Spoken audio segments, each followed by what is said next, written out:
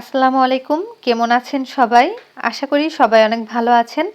আজ আপনাদেরকে কচুরমুখী দিয়ে রুই মাছ রান্না করে দেখাবো।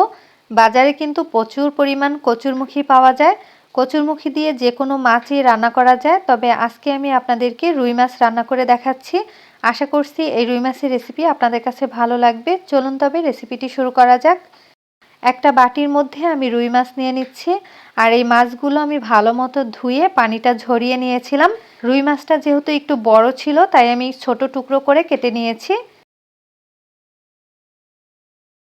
এখন এর মধ্যে দিয়ে দিব 1 চা চামচ পরিমাণ লবণ, 1 চা চামচ পরিমাণ লাল মরিচের গুঁড়া, 1 চা চামচ হলুদ গুঁড়া।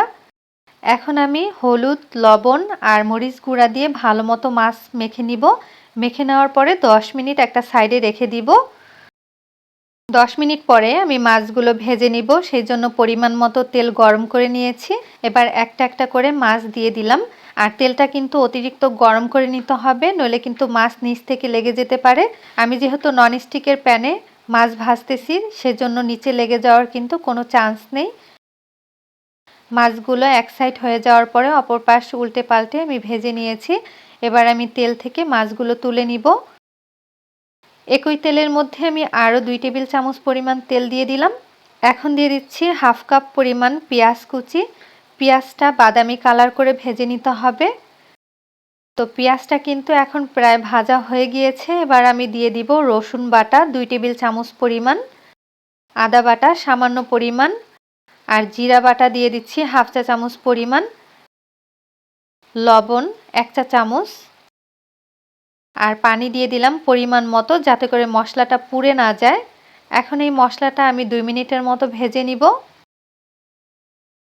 তো মশলাটা ভেজে নেওয়া হয়ে গিয়েছে। এখন আমি গুঁড়া মশলা ব্যবহার করছি। দিয়ে দিলাম 1 চা চামচ হলুদের গুঁড়া, 1.5 চা চামচ লাল মরিচের গুঁড়া। এখন এই মরিচ গুঁড়া আর হলুদের গুঁড়াটা মশলার সাথে ভালো মতো মিশিয়ে দিচ্ছি। হলুদের গুঁড়া আর মরিচের গুঁড়াটা একটু কম দিয়েছি, কারণ মাছের সাথে কিন্তু হলুদ মরিচ আগেই মেখে নিয়েছিলাম। মশলাটা যখন কষানো হয়ে গিয়েছে, তখন আমি দিয়ে দিলাম কচুরমুখী। আর এই কচুরমুখীগুলো আমি কেটে লবণ দিয়ে ভালো মতো ধুয়ে নিয়েছিলাম, যাতে করে কচুরমুখীর যেই পিছল ভাবটা আছে সেটা যেন না থাকে। তো এভাবে করে মশলার সাথে কিছুক্ষণ কষিয়ে নিতে হবে। তো আমি কিছুক্ষণ জাল দিয়ে কচুরমুখীগুলো ভালো মতো মশলার সাথে কষিয়ে নিয়েছি। এবার আমি দিয়ে দিব পরিমাণ মতো পানি। এমনভাবে দিতে হবে যাতে করে কচুরমুখী সিদ্ধ হওয়ার পরেও ঝোল থাকে। তো সেই অনুযায়ী কিন্তু পানিটা দিয়ে দিতে হবে। এখন ঢাকনা দিয়ে ঢেকে সিদ্ধ করে নিব। ঢাকনাটা তুলে নিচ্ছি, আর নেড়েচেড়ে কচুরমুখীটা সিদ্ধ করে নিতে হবে। অনেকে আছে কচুরমুখীটা আগে থেকে সিদ্ধ করে তারপরে রান্না করে, সেভাবে রান্না করলেও কিন্তু হবে। তবে আজকে আমি আলাদা করে সিদ্ধ করে নিলাম না।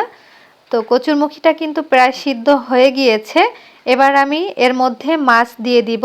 আগে থেকে যে মাছগুলো ভেজে রেখেছিলাম সেই মাছগুলো দিয়ে দিচ্ছি। কচুরমুখীটা যখন 80% মতো সিদ্ধ হয়ে যাবে, তখন আমি মাছগুলো দিয়ে দিলাম। আর সাথে দিয়ে দিচ্ছি আস্ত কাঁচামরিচ 3-4টার মতো। এবার মাছগুলো ঝোলের মধ্যে ডুবিয়ে দিলাম। এবার ঢাকনা দিয়ে ঢেকে কিছুক্ষণ অপেক্ষা করব। তো ঢাকনাটা তুলে নিচ্ছি, আর এই তরকারিটা কিন্তু এখন প্রায় হয়ে গিয়েছে।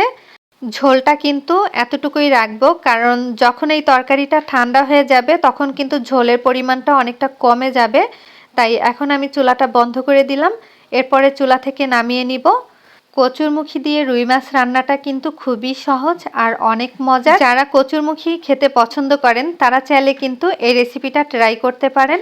আশা করছি আপনাদের কাছে এই রেসিপিটি অনেক বেশি ভালো লেগেছে। ভালো লাগলে লাইক, কমেন্ট আর শেয়ার করতে ভুলবেন না। আজ এখানেই বিদায় নিচ্ছি। সবাই ভালো থাকবেন, সুস্থ থাকবেন। আবারও হাজির হব নতুন কোনো ভিডিও নিয়ে। আল্লাহ হাফেজ।